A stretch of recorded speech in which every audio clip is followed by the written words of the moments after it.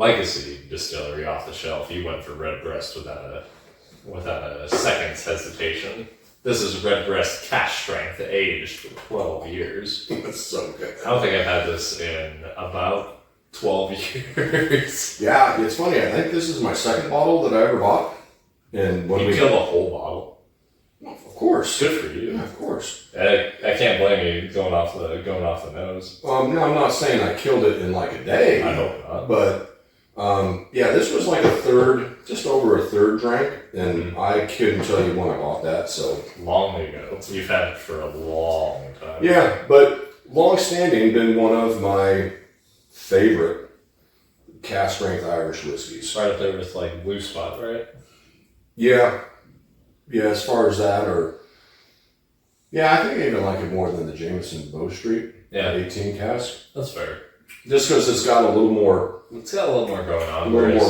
Whereas the Jameson 18 Bow Street is very, green apple. It's very on profile for Jameson. Well, Jameson in general, that's one of those Irish whiskeys that people start doing shots of in college and shit. Yeah.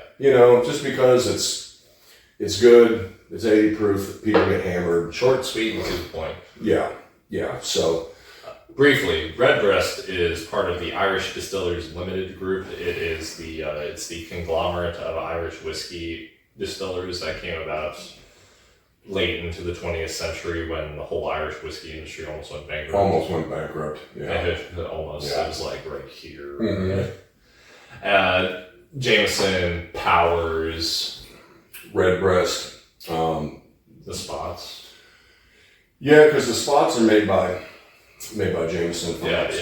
So it's the same distillery. So and they're all one big giant. And they have a Middleton Irish whiskey as well. Yes. Now they're all going to use different recipes. They use different mash bills. Different mash bills. Most Irish, Redbreast in particular, it's going to be a combination of malted and unmalted barley. And that's because that's from the barley tax. The barley tax, wherein the Irish government would tax malted barley specifically. So the Irish distillers, out of spite, started cutting it with unmalted barley to get around the tax. Yep, which then ended up being one of the unique features of that sort of that side of Irish whiskey. Because we talked about it off camera. You got like Bushmills, which is like, now they do it differently too. They use malted and unmalted barley, but like theirs are like very like closer to like single malt Scotch than our Bushmill 12-year review. Oh yeah, we did that. Yes, we did. Yeah. It was delicious. I almost drank the entire bottle. Good job.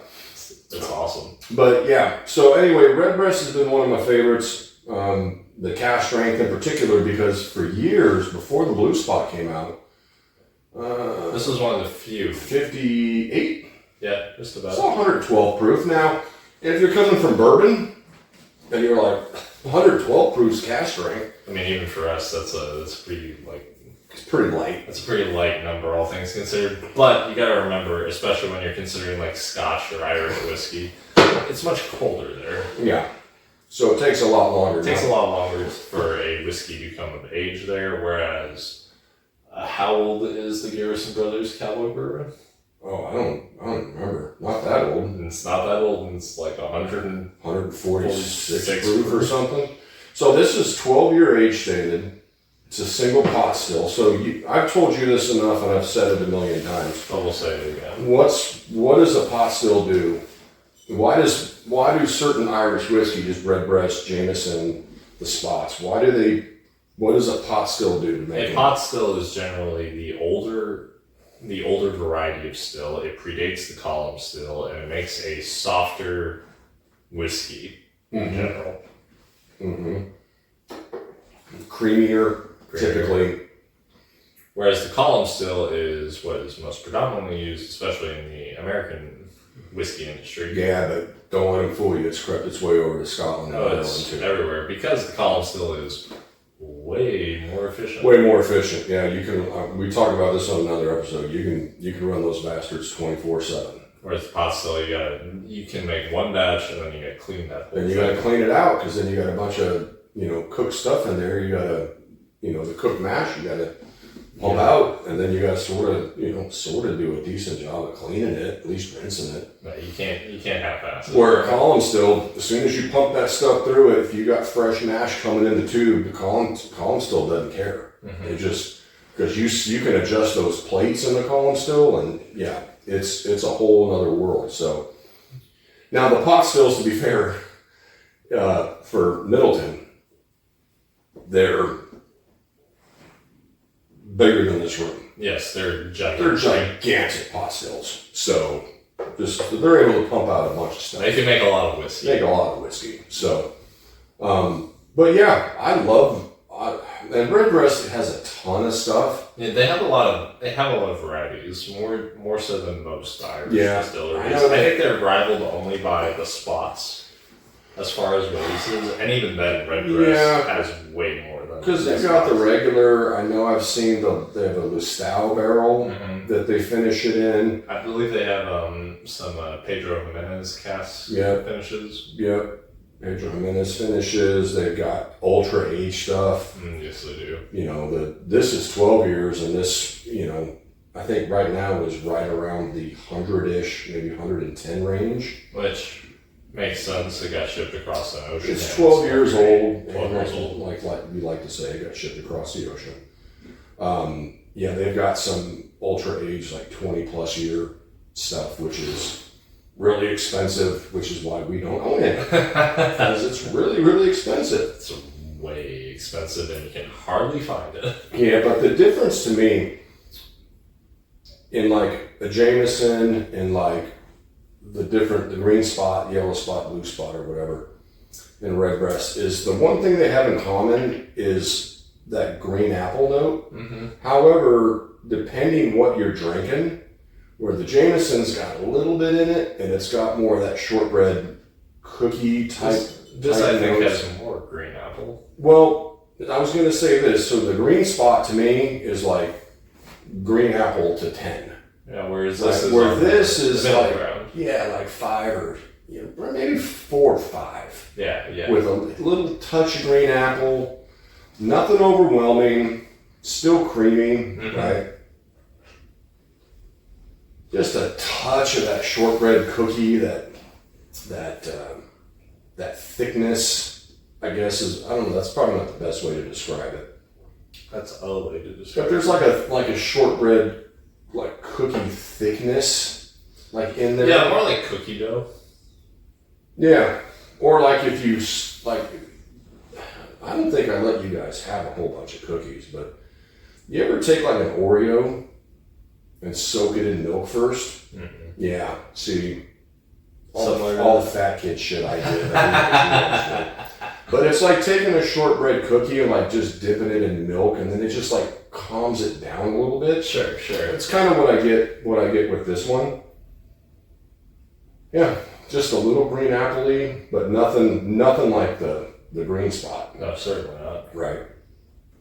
The green spot is heavy on the apple. This is just so delightful. So pleasant. Like most good Irish whiskey.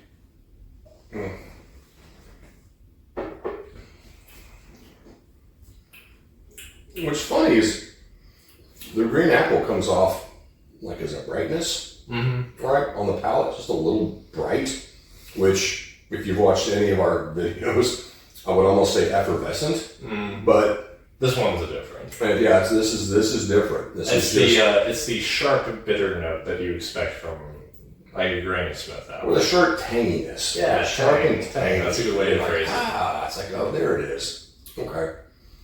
Yeah, this is just awesome. So when I used to sell this stuff, this was a big ask for a lot of people, asking them. I think especially at the time, because this is a few years back, I think this was at one point going for like $120 a bottle. And here's the problem with Irish whiskey, right? Which is the problem that these types of bottles are always going to have, unless you get in the weeds with like whiskey dorks that understand. Enthusiasts. A bottle of Jameson is $25. $25 if you're at one of those family run liquor stores, that might be like $30. Yeah. You go to Baljeet's liquor store down the street. You didn't hear that from me, but if you do, yeah, If you do. they're good. Because so we didn't talk about this. I don't think we did a video on this either. We should do a video. Yeah, but just about how like pricing differentiates. You know, you got to remember a lot of big box stores. They buy so much stuff. The distributor gives them a different price. Mm-hmm. So it's not every time you go into a small mom and pop or something and they got the prices jacked up a bit because they don't buy on the same level. Mm-hmm. So their prices may be a little bit more. Now, the people that, you know, are charging, you know, $80 for an old granddad 114. You're like, okay, buddy, you just, Come on, big fella. you don't know your market. That's not working. So anyway, point being with the Jameson reference was that, you know, in the Irish world, it's not like the bourbon world where you can literally start with the benchmark line at $20. And you can find different price jumps all the way up to 500. 1,000, right? In Irish and Scotch, especially, it's like you're either spending $20 or immediately it's $60. Yeah, there's not a lot in between. And in the Redbreast world, you know, excuse me, I'm trying to swallow. But I'm swallowing. Shut up. You coughing, I'm trying to swallow, and it's like having a stroke. Sorry, I'm falling apart. But in the Redbreast line, there's not a lot of easy steps to take, you know? And so that's part of the problem when you're dealing with Irish whiskey in particular, is that you go from their entry-level stuff is down here, but their better stuff is up here. But if you're not in the bourbon world, like, that's a huge jump. You have to know somebody who's already like taken that leap and said, "Oh yeah, it's worth it." Yeah, or maybe somebody that's, you know, you've gone to a bottle share to, or you've got friends that are like, "Hey, try this. I know it's expensive, but try this." You know what I mean? Because then maybe you're like, "Holy crap, that just opened up a new level in my brain as far as Irish whiskey goes." Because not all Irish whiskey is just the $25 Jameson. No. Or what's that awful shit they serve at bars? Picklebacks. You ever heard that? I've never heard of that. Fucking, I can't. Picklebacks? Picklebacks. It's like a shot of Jameson and pickle juice. I know white girls are really about the pickle juice shots. As if Jameson wasn't easy enough to drink. You gotta cut it with pickle juice. Put it with pickle juice, dude. At that point, you're not even gonna taste the Jameson. You're just gonna taste pickle juice. But bro, we got hammered. I bet you did, buddy. Yeah, whatever. Anyway, this is quite good. I'm always delighted whenever I sip Redbreast. Yeah, I'll never not have a bottle of Redbreast, especially Redbreast Cask Strength. Mm-hmm. Now, if you're just new to it, the Redbreast normal offering is a lower proof. It's still going to be in the $40 to $50 range. So their stuff is a little bit pricier. But, you know, if you dabbled in the Jameson, if you dabbled in the Bushmills, and you're kind of ready to take the next step, Give Redbreast a shot. you know, and if you can handle your proof, give the Cask Strength a shot because it's very good. And it's one we always have on the shelf.